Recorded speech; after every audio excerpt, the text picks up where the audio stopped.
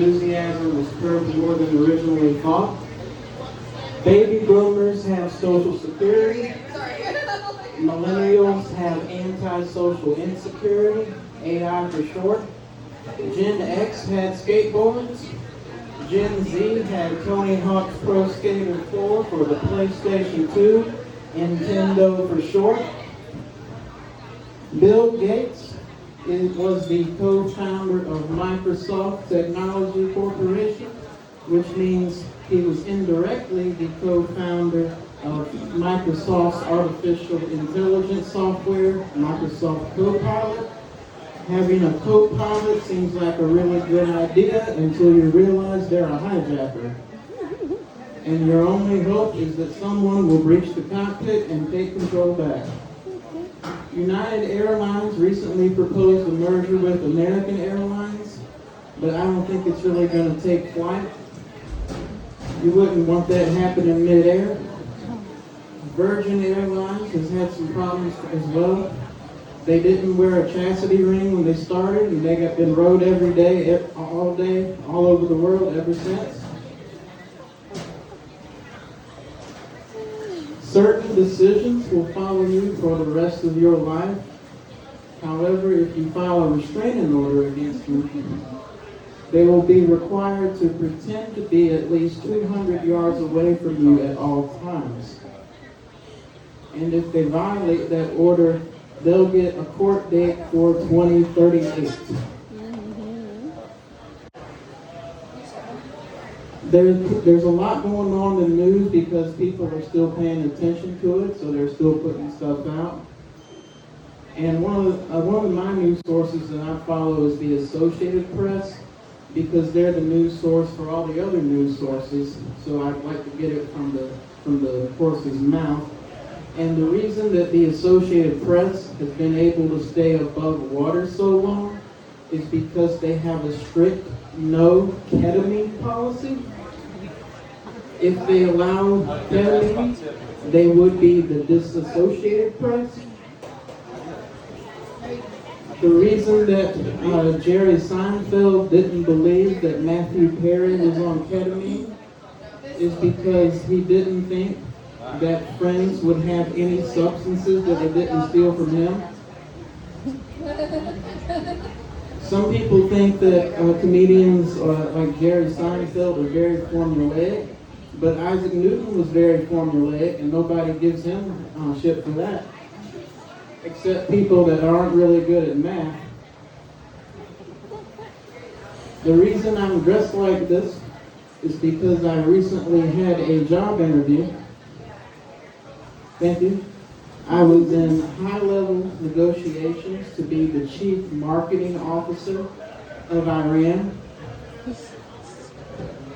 However, the Northern Lights and Aurora Borealis came into view, and I was told that I lost out to a band from the 80s called A Flock of Seagulls.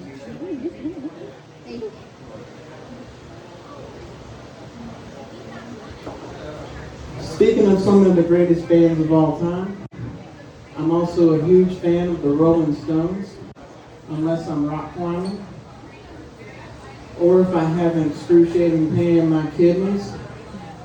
Quite a jagger right there. The easiest way to avoid the moral dilemma of premarital sex is to sleep with someone who's divorced. The second option is to mingle with a widower, at which point it is called post-mortem or posthumous release. Like Michael Jackson's last album, This Is It, or Biggie Smalls' release, Life After Death, aptly named on both counts.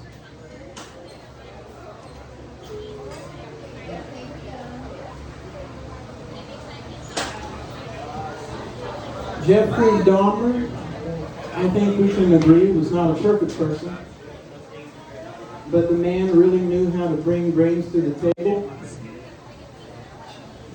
Jeffrey Epstein was another example of a person who did not meet the ideal of a perfect human being. But he was very religious. He knew how to pray like no one else.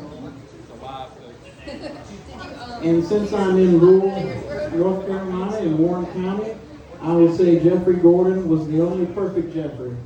Jeff Gordon, number 24, DuPont, baby. Second only to Dale, who goes by one name like Cher, Dale. It's Dale, and it's Dale Jr., and it's Jeff Gordon.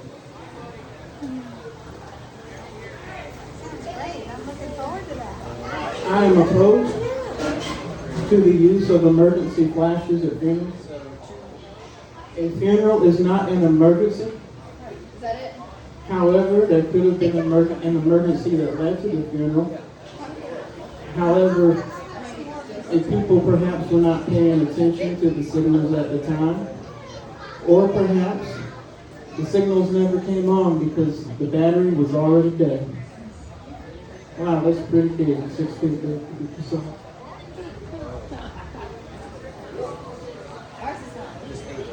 Some people think that being refined means getting a parking ticket twice in the same location. I'm going to offer a little bit of relationship advice because I look like someone who would have that. The difference between men and money is that money always goes to the doctor without having to be told. Men, you have to kind of drink a little bit. Issue some ultimatums there. You may find this somewhat hard to believe, but I am a psychiatric patient. I'm an outpatient, which means I was in and then I got out. I have never been involuntarily committed to a psychiatric hospital, but I am employed. So it's pretty much the same thing, except it's more than a 72-hour hold. But I hear if I make my bed, they'll let me leave sooner. And don't give them any ideas, because they would love it if I slept at work and stayed there all day. Whenever someone passes away, they're always like, people are leaving this world. But, when your friend from high school dies at the age of 22 or something, I'm like, Josh could not afford a Blue Origin flight. I've seen the prices. He did not leave this world. I guarantee you that.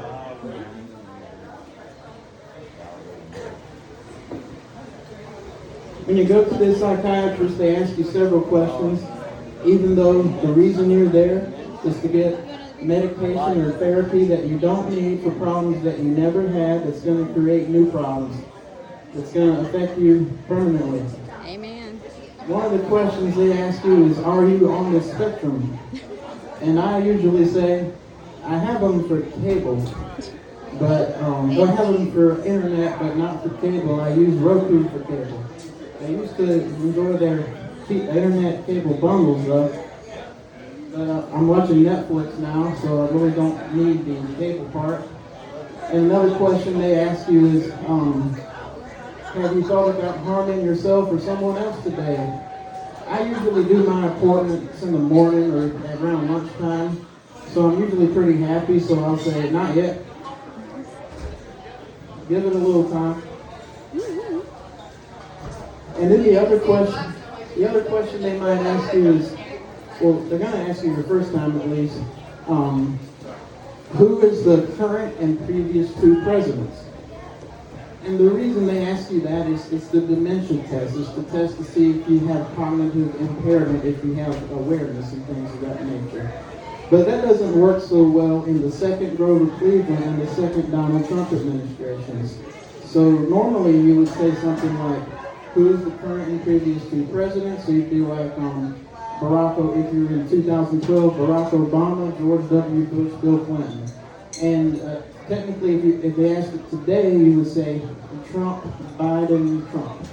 But that doesn't really clarify if you know who the previous president was, because you could have just said Trump again because you thought you hadn't said it the first time.